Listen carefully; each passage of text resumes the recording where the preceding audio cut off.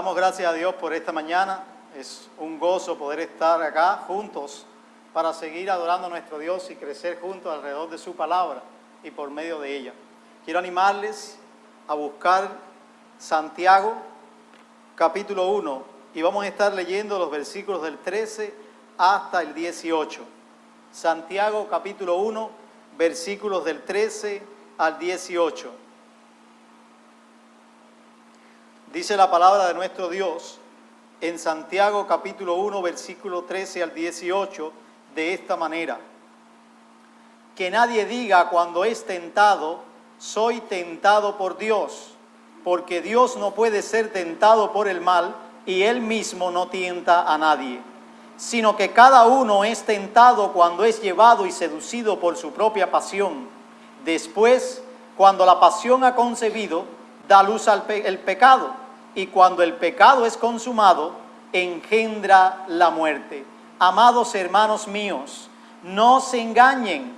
Toda buena dádiva y todo don perfecto viene de lo alto, desciende del Padre de las luces, con el cual no hay cambio ni sombra de variación. En el ejercicio de su voluntad, Él nos hizo nacer por la palabra de verdad, para que fuéramos las primicias de sus criaturas. Oremos. Padre, estamos delante de tu presencia y estamos en la disposición de escuchar y obedecer tu palabra. Pedimos que en esta hora uses al instrumento débil humano, que tú seas glorificado, que tu Espíritu Santo abra nuestros corazones y que podamos ser edificados por tu palabra bendita. En el nombre de Cristo, amén. ¿Alguna vez ha escuchado o se le ha dado este consejo? No te dejes engañar. Creo que todos de una manera u otra hemos recibido este consejo, o al menos lo hemos escuchado.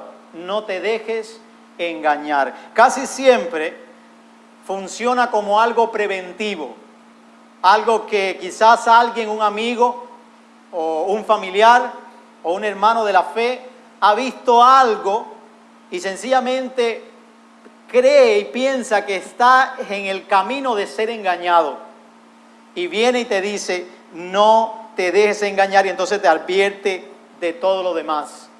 Saben, ser engañado por algo o por alguien tiene su comienzo en nuestra mente. ¿Por qué? Porque allí empezamos a creer que aquello que viene o que nos va a pasar o que estamos tratando de considerar es verdadero. Y allí comienza la trama del engaño y se necesita entonces que se nos corrija con la verdad, para entonces poder darnos cuenta de que hemos sido engañados o que estamos en el camino de ser engañados. ¿Saben? La porción que nos toca en esta mañana, a la que Santiago está apuntando, va en este mismo rumbo de consejos que hemos escuchado o que alguien nos ha dado, pero más dirigido a nosotros mismos con respecto a la persona de Dios. La verdad que este pasaje nos dice es la siguiente: no nos engañemos, de Dios procede lo bueno y no lo malo. Escuche bien, no nos engañemos, de Dios procede lo bueno y no lo malo. Dicho de otra manera, quizás pudiéramos pensar es: no nos engañemos, Dios prueba a su pueblo, pero no lo tienta.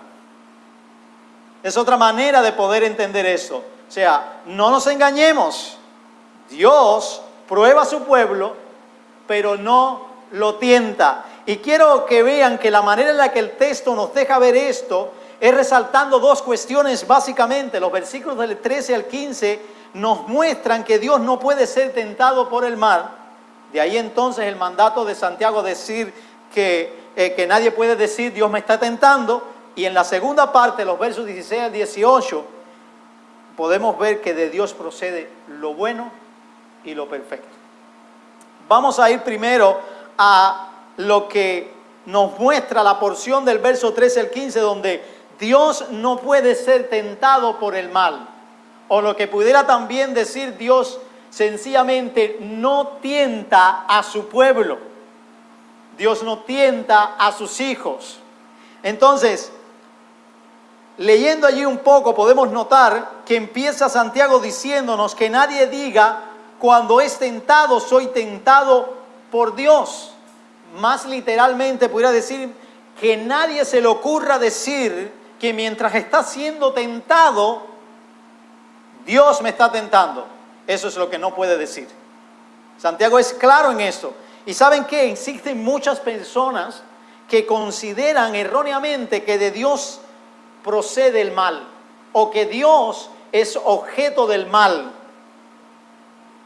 Pero todo esto está muy lejos de la realidad acerca de quién es nuestro Dios y cómo está Él en su naturaleza, quién es Él.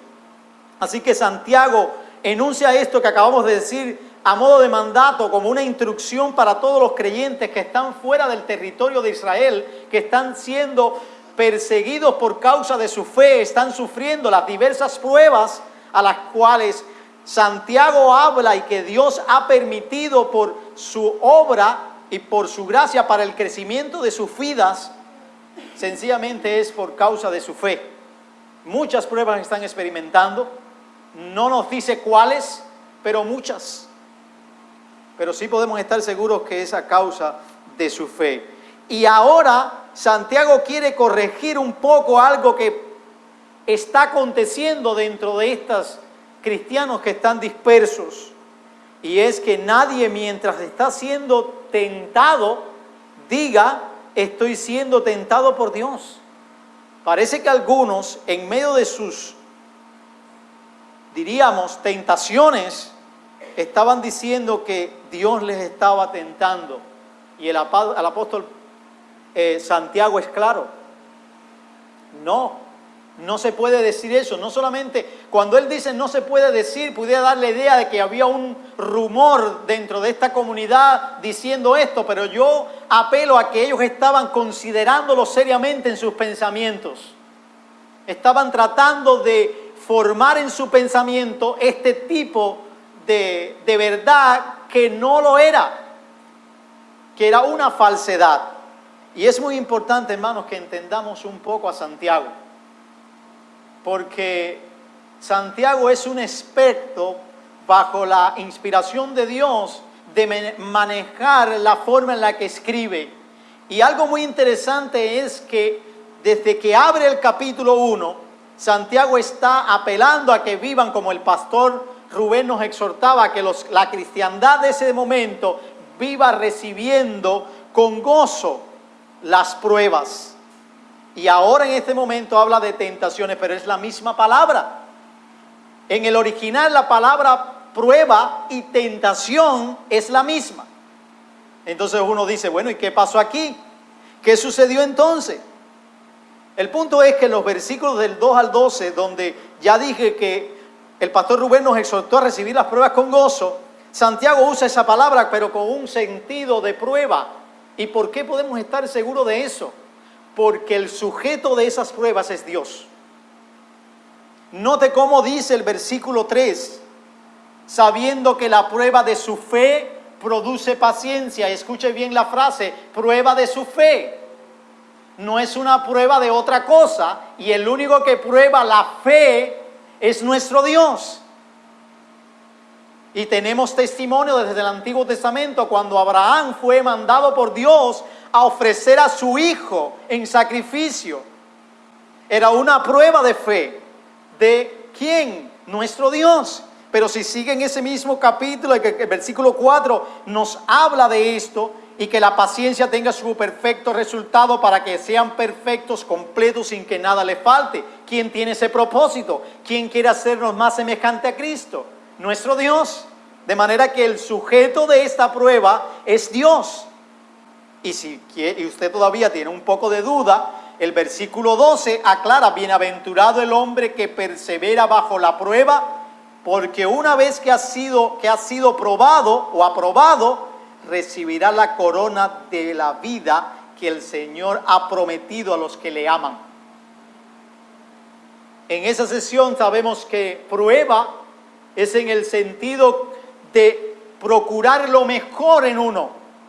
Aquel que lleva la prueba sobre la vida de las personas, que es Dios, tiene como propósito perfeccionar nuestra vida, perfeccionar nuestra fe, hacernos más como Cristo. Pero ahora en el versículo 13 hay un cambio totalmente. Y es muy claro que muchas de las versiones atrapan ese sentido, porque ahora prueba no es como tal prueba, sino tentación, porque ha cambiado de sujeto. Y claramente Santiago nos dice, Dios no puede tentar a nadie. Y termina diciendo que eso es un problema de nosotros. Lo que ahora el sujeto de la prueba, de la tentación, o de la misma palabra, que debe ser entendida como tentación, no es Dios, sino nosotros. La pregunta más importante es, entonces, ¿cuál es la diferencia? Y entendiendo un poco el contexto, creo que es algo que en este pasaje Santiago nos está dejando ver que es algo que nosotros convertimos de las pruebas de Dios. Mientras Dios está probando a esta comunidad por su fe, esta comunidad empieza a caer sobre los deseos pecaminosos y las pruebas que se le presentan delante de ellos, ellos empiezan a considerarla, pero para mal de sus vidas, para el deseo desenfrenado de su corazón. Y entonces vienen a convertirla en una tentación para sus vidas. Me gusta mucho como el diccionario de Tyndale, un programa que existe que se llama Step Bible, él dice esa definición y me gusta mucho. La diferencia entre una prueba y una tentación se encuentra en las motivaciones y expectativas del que la ejecuta. El diablo tienta para que el creyente falle a los estándares de la fe de Dios y así peque. Dios prueba para que el creyente pueda determinar y formar su verdadero carácter y ser más semejantes a Cristo. El Señor no se enfoca en hacer que el creyente falle, pero el diablo sí. Pero hay otra forma diferente de ver que la tentación puede venir no solamente del diablo, sino también de nosotros. Y MacArthur, en su comentario de este pasaje, dice: la diferencia principal de la tentación no está en la palabra peirasmos, que es lo que se traduce como prueba o tentación, sino en la respuesta de una persona a él. Y aquí está el secreto de la tentación. El punto que la tentación se combina de dos cosas: viene del diablo, pero también viene de nosotros. Y Santiago ahora en ese momento está enfocado precisamente en esa segunda parte, de que la tentación viene de nosotros. Y eso es lo que nos dice de nuestras propias pasiones. En otras palabras, el agente de nuestras tentaciones son nuestros deseos pecaminosos. O de manera más clara, somos nosotros los culpables. Por eso Santiago dice que nadie diga mientras está siendo tentado, mientras está aflorando estos deseos pecaminosos, mientras está practicando esto y considerándolo seriamente en su vida, se puede llenar la boca y la mente de decir: Dios me está tentando. Y él es muy magistral en esto, porque de manera clara muestra cómo se da ese proceso, la atracción y la seducción. Santiago nos deja ver que mientras nosotros estamos en ese proceso de tentación, estamos siendo seducidos, estamos siendo arrastrados, atrapados. Y saben, es interesante porque la idea de estas dos palabras es la de un cebo. ¿A cuántos les gusta la pesca? A mí también. A nosotros no se nos imagina, vamos a decir, nunca haríamos esto: tomar un anzuelo, no ponerle una carnada y tirar y pensar que vamos a coger algo. Cualquiera que nos vea nos dice: estás loco. Pero nosotros tomamos una carnada, la ponemos y escondemos el anzuelo detrás. Esa es la idea de la tentación.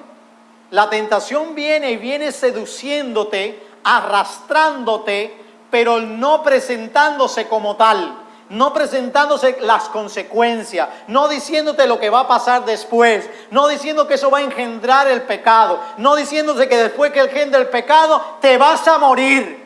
No te lo dice, te lo enmascara, te seduce, te persuade, y eso es lo primero que pasa.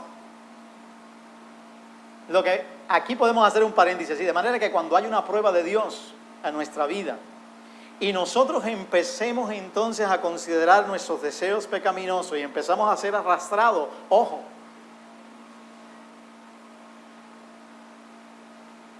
ojo con eso, pero el proceso sigue. Dice también Santiago que hay una asimilación de ese deseo que produce el pecado. Una vez que eso se asimila en términos propios de él, dice: llevado y seducido por su propia pasión. Después, cuando la pasión ha concebido, cuando ese deseo da como resultado algo, fíjese qué es lo que sucede: produce pecado. Y después dice que al final la consumación del pecado produce la muerte. Eso, cuando yo leo este pasaje, a mí, aunque no estoy muy seguro si Santiago está teniendo eso en mente, y por lo tanto no lo puedo asegurar, pero lo que sí puedo hacer es que cuando lo leo siempre me acuerdo de Génesis 3. Yo no sé por qué, pero cuando voy allí me doy cuenta de lo que le pasó a Adán y a Eva. Fue lo mismo. Vieron la fruta, no sabemos qué fruta fue, pero se sintieron atraídos, se sintieron seducidos. Ellos concibieron ese deseo que dio luz al pecado, y el pecado, siendo consumado, trajo consigo la muerte. La pregunta es: ¿quién puso el árbol en el huerto? Dios. Santiago es un especialista, porque no podemos echarle la culpa al diablo de todas las tentaciones. Somos nosotros, en nuestra naturaleza caída, que anhelamos profundamente ser redimidos ya completamente de la presencia del pecado, caemos. Y hay consecuencias en nuestra vida. Hermanos, seamos cuidadosos. Wallace Brisbane dice: si no somos cuidadosos, las pruebas de afuera pueden convertirse en tentación de adentro. Y Santiago es claro, amada iglesia: Dios no puede ser tentado por el mal, ni tienta a nadie. No puede. El problema viene de nosotros, los pecadores, o como dice Douglas Moo, la tentación a pecar no viene de Dios, sino de nuestra naturaleza pecaminosa. Somos nosotros. Dios es santo. Como cantábamos: santo, santo, santo. Él no tiene parte con la maldad. Él no tiene parte con el pecado. Seamos conscientes, hermanos, y responsables de nuestras tentaciones, y no procuremos echarle la culpa a Dios. Nunca afirmemos ni creamos que Dios es responsable de nuestras tentaciones, de nuestros pecados, de nuestras maldades. Recordemos que Él es santo, Él es digno, Él es puro. Pero ¿saben qué? Estemos alerta a nuestros deseos desenfrenados, que son los que nos conducen al pecado. Cuidemos nuestros corazones con la gracia de Dios, no diciendo que nuestra tentación viene del Señor.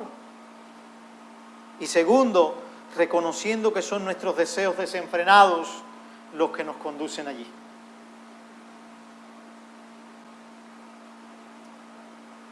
Santiago sigue su argumento, pero ahora lo hace elevándolo más.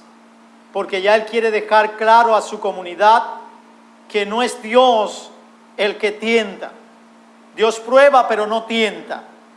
Somos nosotros que somos arrastrados por nuestros deseos pecaminosos y traemos esas consecuencias a nuestra vida. Pero él quiere avanzar porque su enfoque está en la persona de Dios y quiere dejar en claro sobre las mentes, sobre las vidas de esa comunidad que está siendo perseguidas, que de Dios procede lo bueno, que de Dios procede lo perfecto, porque eso está en armonía con la naturaleza de Dios. Y cuando seguimos leyendo, los versos 16 al 18 nos presentan eso de una manera clara. Santiago continúa su argumento, pero lo hace en orden ascendente. Ahora quiere dejar en claro esto. Y me encanta la ternura con que exhorta Santiago, porque si fuera yo, no fueras tan amable por debido a mi naturaleza. Santiago lo hace de una manera que nos ayuda a prestar oído, y cada vez que pase en la carta, preste oído a eso. Amados hermanos míos, qué cariño, qué amor. Amados hermanos, no se dejen engañar. No se dejen engañar. Todos sabemos que el engaño es algo que ocurre muy a menudo.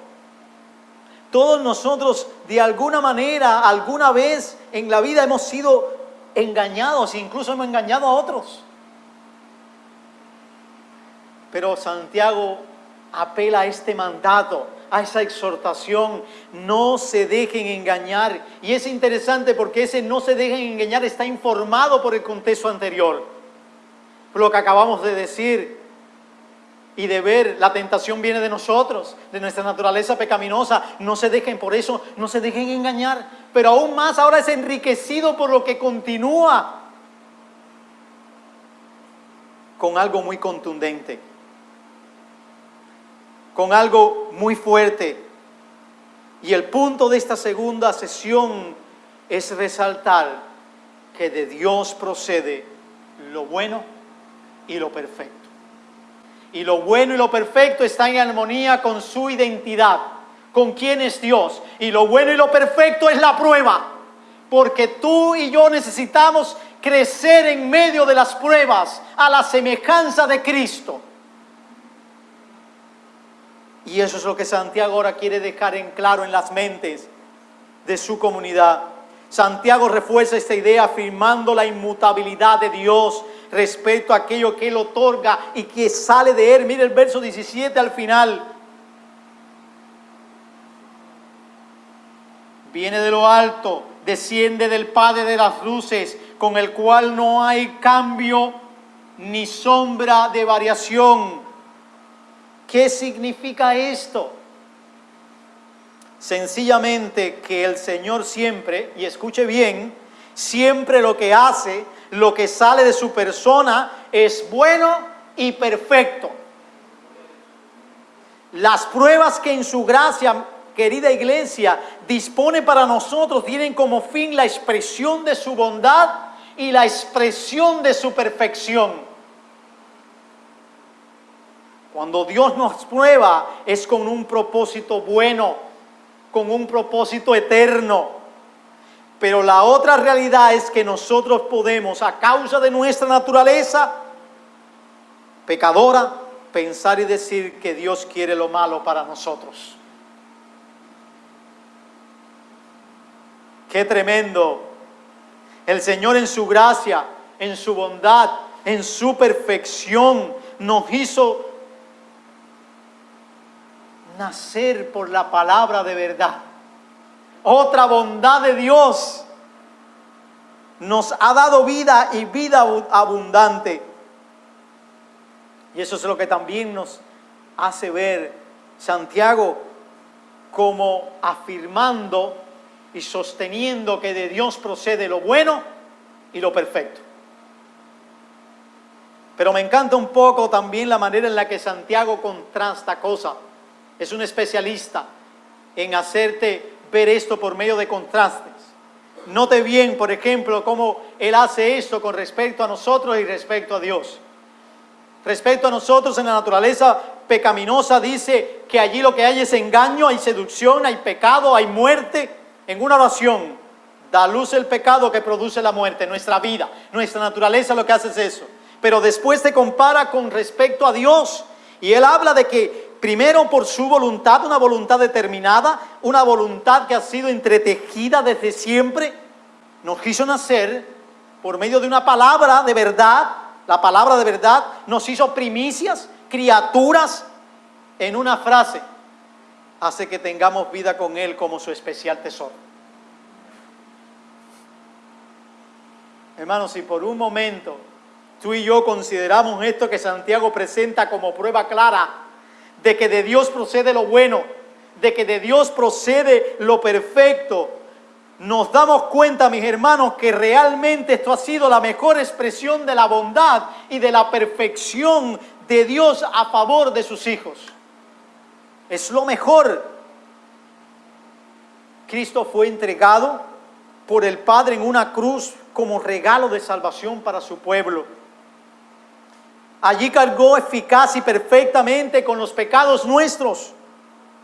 Y porque resucitó al tercer día de entre los muertos, nos otorgó eterna salvación.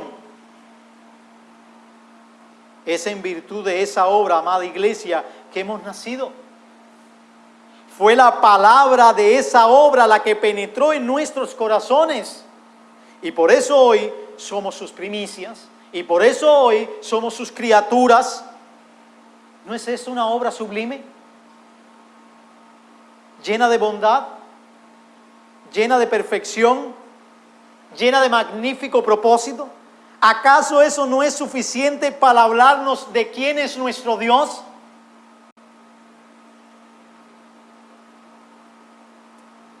Pero además de encontrar este hecho como central respecto a quién es nuestro Dios y qué es lo que procede de Él, también se nos da la solución para nuestro engaño, para nuestro autoengaño, para contrarrestar nuestra naturaleza pecaminosa. Y es: concéntrate en la obra tan grande de Dios en tu vida a través de la persona de Cristo. Ahí hay una solución para la tentación. Centremos nuestra mente, nuestra vida en aquella obra, porque Santiago claramente está diciendo que Él de su voluntad nos hizo renacer por la palabra de verdad. Eso es conversión, eso es regeneración, nos ha traído a Él, nos ha hecho sus hijos. ¿Y quieres no ser engañado? Reflexiona en la obra de la cruz todos los días de tu vida. Hoy, no, mañana, pasado, todos los días. Poner toda nuestra mente, iglesia, en la persona de Dios en virtud de la obra de salvación que ha hecho realidad por medio de su palabra en cada uno de aquellos que son sus hijos. No nos dejemos engañar con pensamientos e ideas que son contrarios a lo que la palabra del Señor nos enseña acerca de su naturaleza y de su persona y de su obrar. La pregunta sería: ¿cómo lo hacemos? Bueno, examine la palabra de Dios que tiene en su mano. Examínela, escudriñela. Y también, como acabamos de decir, reflexione a partir de ahí en la obra de salvación que Dios ha orquestado en Cristo y ha hecho realidad en nuestras vidas. Reflexione eso.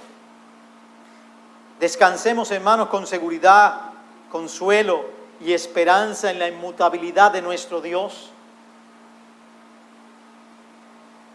Mira que el mundo es cambiante.